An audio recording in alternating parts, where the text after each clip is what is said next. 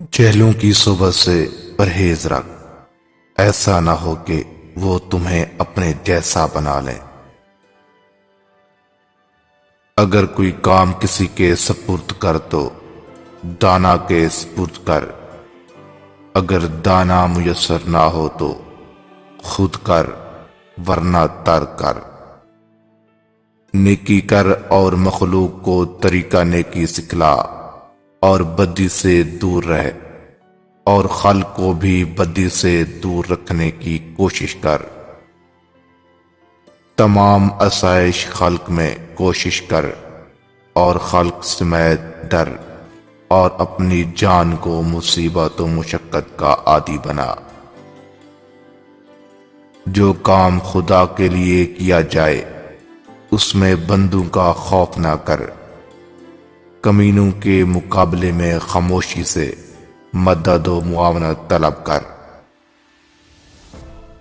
جس مجلس میں ذکر خدا سنے بیٹھ جا، شاید کہ اس رحمت میں تجھ کو کچھ حصہ مل جائے، اور جو مجلس میں غفلت رکھے اس سے دور بھاگ، ایسا نہ ہو کہ تو بھی گرفتار ہو جائے۔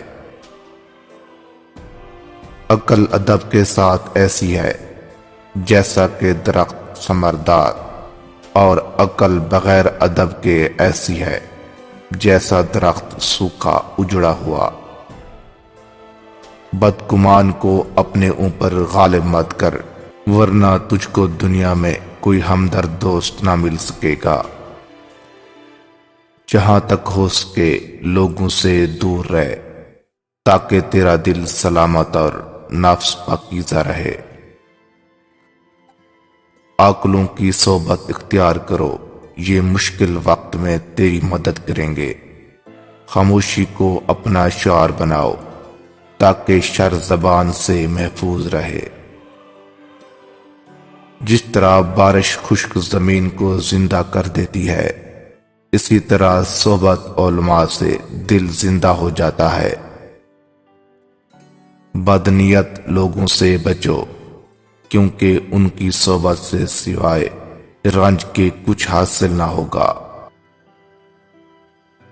دنیا کے تھوڑے مال پر راضی رہے، رزق مقدر پر قناعت کر، اور دوسروں کی روزی پر آنکھ مت ڈال، تاکہ رنج نفس سے سلامت رہے۔ جس جگہ عقل کامل ہوگی، حرص شر ناقص ہوگا۔ بد نفس وہ ہے جو لوگوں کی بدی زہر کرنے اور نیکی چھپانے کی کوشش کرے۔ حاکم وقت ایک بہت بڑے دریا کی مانند ہے جس کا پانی چھوٹی ندیوں میں جاتا ہے۔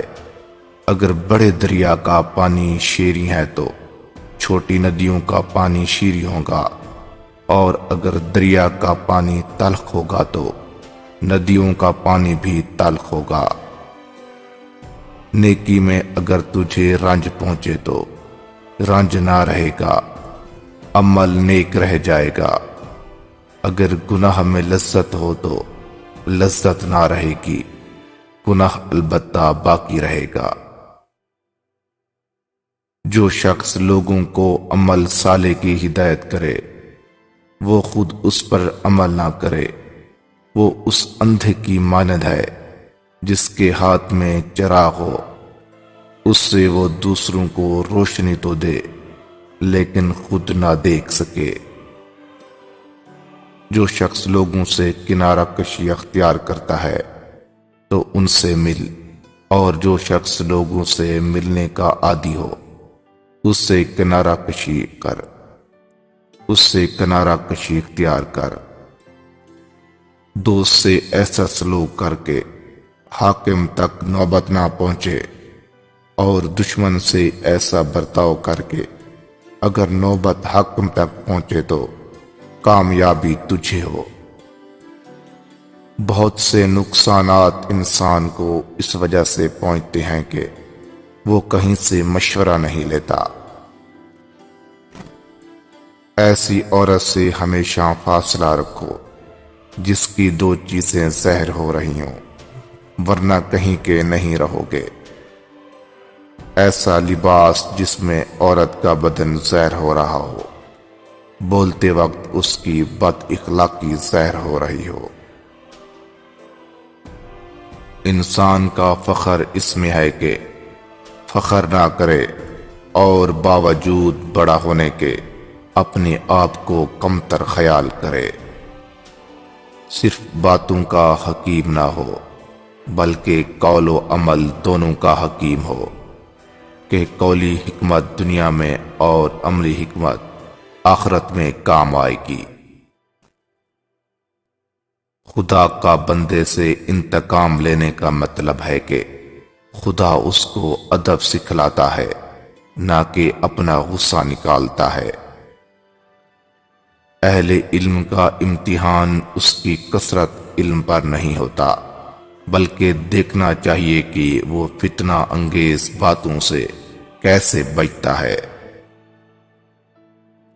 جو لوگ امداد کے مستحق ہیں، ان کی امداد کرنے میں ان کے سوال کا منتظر نہ رہنا چاہیے۔ 3 باتوں سے میرے نفس کو تکلیف پہنچتی ہے، اس دولت مند سے جو کہ محتاج ہو جائے، اس عزیز سے جو ذلت و خواری میں گرفتار ہو، اس عالم سے جو جہل پر افسوس کرے۔ ہر روز اپنا منہ آئینے میں دیکھا کرو، اگر بری صورت ہے تو برا کام نہ کرو تاکہ 2 برائیاں جمع نہ ہوں، اگر اچھی صورت ہو تو اسے برا کر کے خراب نہ کرو۔ طالب علم اگر لڑکی ہو یا لڑکا، ان سے شرم مناسب نہیں، کیونکہ جہالت شرم سے بدتر ہے۔ غصے کی مقدار بات چیت میں اتنی ہونی چاہیے جتنا کھانے میں نمک کے، جب تک انداز پر رہتا ہے تو ہضم ورنہ فاسد ہے۔